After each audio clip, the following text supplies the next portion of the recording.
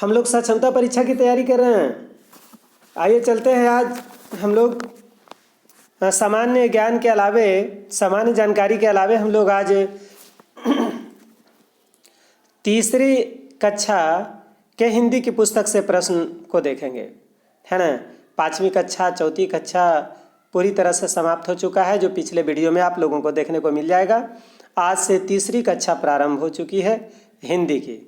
पहले सामान्य जानकारी, उसके बाद फिर उसमें हिंदी में चलेंगे। यदि आप इस चैनल को पहली बार देख रहे हैं तो सब्सक्राइब कर लीजिए, ताकि वीडियो प्रतिदिन मिलता रहे। प्रतिदिन वीडियो बनाई जाती है ना, और ग्रुप में डाली भी जाती है।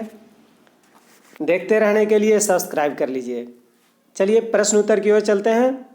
गुप्त वंश का संस्थापक कौन था?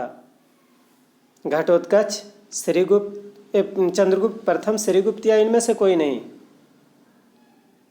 इसका सही जवाब है श्रीगुप्त। गुप्त वंश का संस्थापक श्रीगुप्त। अगले प्रश्न की ओर चलते हैं। गुप्त किसके सामंत थे? मौर्यों के, कुषाणों के, सातवाहनों के या इनमें से कोई नहीं?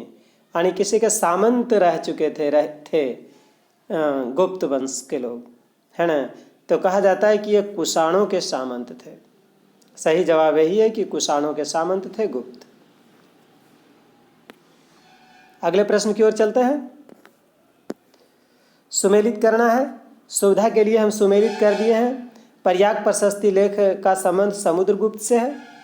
विलसड़ स्तंभ लेख का संबंध कुमारगुप्त से है। भीतरी स्तंभ लेख का संबंध स्कंदगुप्त से है। और मंदसौर लेख का संबंध बंधुवर्मन से है ना। सुमेलित कर दिए हैं सुविधा के लिए, याद रखिए। चलिए आगे बढ़ते हैं।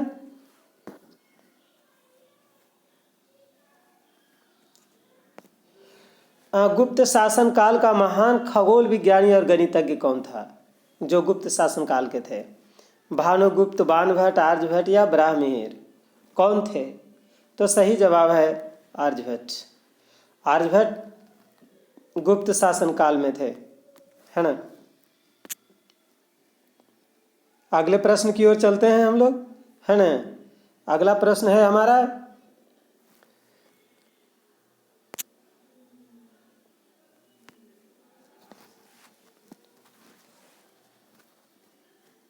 गुप्त शासकों की सरकारी भाषा क्या थी? गुप्त शासकों की सरकारी भाषा क्या थी? पाली, प्राकृत, हिंदी या संस्कृत? क्या थी वो? तो प्राकृत भाषा थी गुप्त शासकों की सरकारी भाषा, है ना। गुप्त शासकों की सरकारी भाषा प्राकृत थी। अगले प्रश्न की ओर चलते हैं। अगला प्रश्न है, इतिहासकार वी.ए. स्मिथ किसकी विजयों से प्रभावित होकर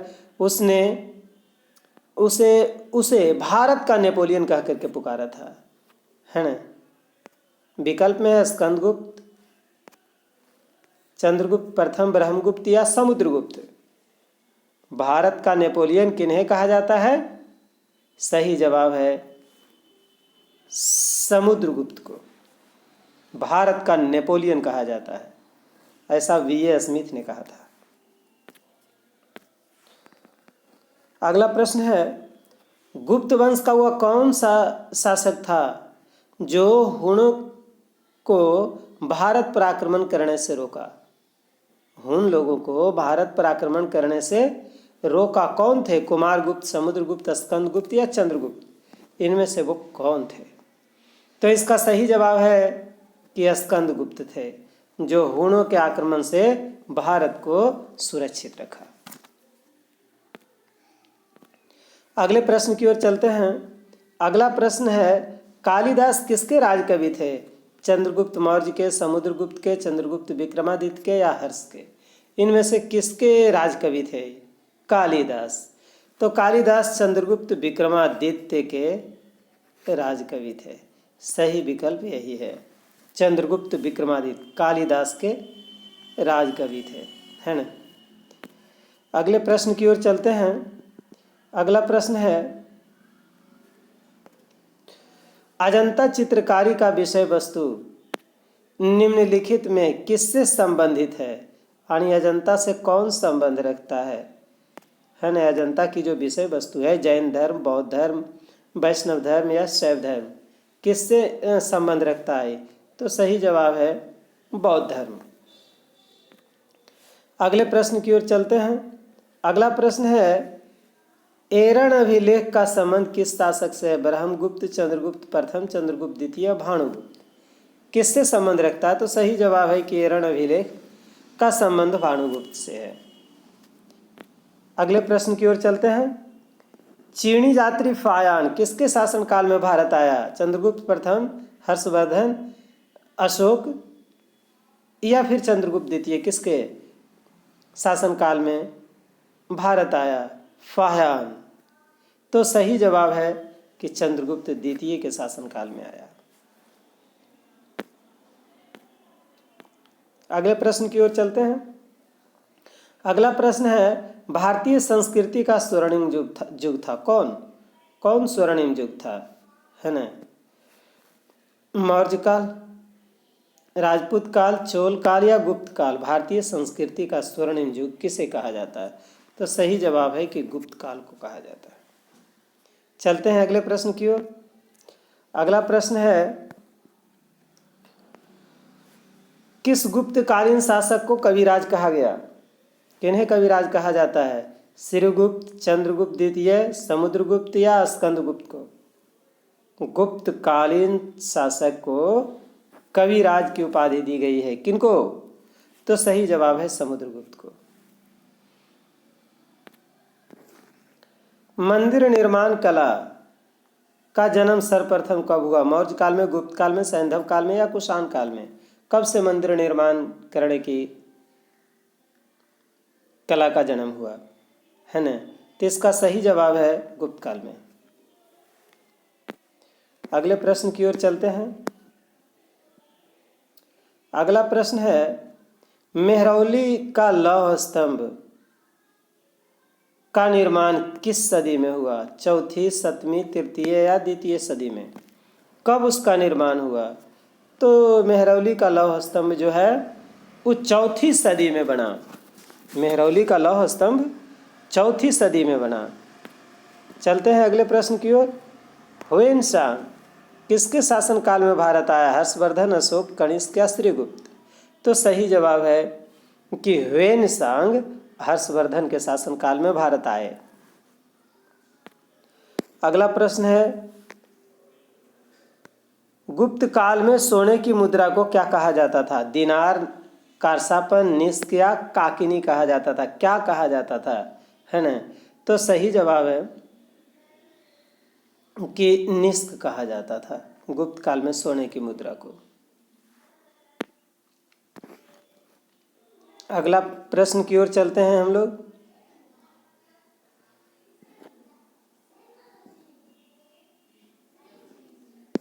नालंदा विश्वविद्यालय की स्थापना का युग है कौन? मौर्य, कुषाण, गुप्त या पाल? नालंदा विश्वविद्यालय की स्थापना गुप्त काल में हुई। सही जवाब यही है, कुमार गुप्त ने किए थे। है ना? अब अगले प्रश्न की ओर चलते हैं। प्रश्न क्या? तीसरे क्लास की कक्षा की हिंदी से प्रश्न लिया गया है। हिंदी की कुछ कविता है, कुछ कहानी है, उसके लेखक हैं, कवि हैं जो है, उसके अलावे जो है कुछ एक्सरसाइज से प्रश्न उत्तर को लिया गया। जैसे प्रार्थना जो सबसे पहला, उसको किसने लिखा? तो रविन्द्रनाथ ठाकुर ने लिखा। उल्टा पुल्टा एक कविता, उसको भगवती प्रसाद द्विवेदी लिखे। हम सब जो है उसको आशा दुबे लिखे हैं। कुछ कहानी भी है, उस कहानीकार का नाम भी लिखे हैं। कि सांप और कौआ विष्णु शर्मा लिखे हैं। राजगीर को ज्योति लिखे हैं। बैलगाड़ी का दाम नीलिमा सिन्हा लिखे हैं। और कुत्ते की कहानी प्रेमचंद लिखे हैं। ध्यान में रखिए, इससे संबंधित भी प्रश्न पूछे जाते हैं। और अगले प्रश्न पर हम विचार करते हैं। अगला प्रश्न हमारा है कि प्रभु से किन किन चीज़ों को सरल बनाने की प्रार्थना की गई है? प्रार्थना से यह लिया गया है। तो देश के घर, घट, वन और बाट को सरल बनाने की प्रार्थना की गई है। सरल बनाने की। प्रभु से किन चीज़ों को विमल बनाने की प्रार्थना की गई है? तो देश के तन, मन और घर के भाई बहन को विमल बनाने की प्रार्थना की गई है ना? प्रभु से किन चीज़ों को एक बनाने की प्रार्थना की गई है? देश की इच्छा, आशा, काम, भाषा, ये सबको जो है एक बनाने की इच्छा की गई है। अब अगले चलते हैं अध्याय की ओर, है ना। राजगीर, ये भगवान बुद्ध अपने शिष्यों के साथ कहाँ जा रहे थे? तो राजगीर की यात्रा पर थे, है ना। भगवान बुद्ध कहाँ बैठकर विश्राम करने लगे? भगवान बुद्ध जो है बट वृक्ष की छाया में बैठकर विश्राम करने लगे। भगवान बुद्ध के लिए पानी लाने के लिए कौन गया? उनका शिष्य आनंद पानी लाने के लिए गया था। चलते हैं अगले प्रश्न की ओर। पानी गंदा क्यों हो गया था? बैलगाड़ी गुजरा था उससे होकर के, इसलिए वो गंदा हो गया था, है ना। चौथी बार जाने के बाद पानी कैसा दिख रहा था? पानी आईने की भांति चमक रहा था, है ना। अब अगला अध्याय में चलते हैं। मेरा गांव कहाँ है? ये अध्याय से रिलेटेड है, नदी के किनारे है। चुन्नू मुन्नू मुनिया कहाँ खेल रहे हैं? तो अमराई की छाँव में खेल रहे हैं। गांव में धमा चौकड़ी कब मचती है? जब गांव में मेला होता है, तब धमा चौकड़ी मचती है ना। अगले प्रश्न की ओर चलते हैं। अगला है, जंगल का राजा कौन था? तो गब्बर शेर था। जंगल के विद्यालय के शिक्षक किसको जंगल के विद्यालय के शिक्षक कौन थे? ये लल्ली लोमड़ी थी शिक्षक, है ना। लल्ली लोमड़ी जो है पढ़ाती थी। किसको विद्यालय आना अच्छा नहीं लगता था? बब्बन बंदर को अच्छा नहीं लगता था, है ना। किसके डर के मारे बब्बन बेल के पेड़ पर जा बैठा? गब्बर शेर के डर से, है ना। जब फिर वहाँ से आया बब्बन बंदर, उसको लाया और पढ़ना जब शुरू किया तो बहुत अच्छा परफॉर्मेंस दिखाया। परफॉर्मेंस दिखाने के बाद गब्बर शेर ने बब्बन बंदर को क्या इनाम दिया? तो उसको डफली मिला था इनाम में, याद रखिएगा, डफली। अगले प्रश्न की ओर चलते हैं। वह मौसम जिसमें पेड़ों के पत्ते झड़ जाते हैं उसको पतझड़ कहते हैं। जंगल में सभा कहाँ रखी गई थी? बरगद के नीचे रखी गई थी। सभापति किसे चुना गया? सभापति हाथी को चुना गया। भालू अपने घर का कचरा कहाँ फेंक देता था? खरगोश के बिल के पास फेंक देता था भालू अपने घर का कचरा, है ना। अब अगले प्रश्न की ओर चलते हैं। बंदर केले का छिलका कहाँ फेंकता था? वो रास्ते में गिरा देता था। सभा अगले दिन तक के लिए क्यों रोक दी गई? क्योंकि आंधी जोरों से आई और वर्षा होने लगी, इसलिए सभा अगले दिन तक के लिए रोक दी गई, है ना। ठीक है, देखते रहिए, हमारी तैयारी होती रहेगी।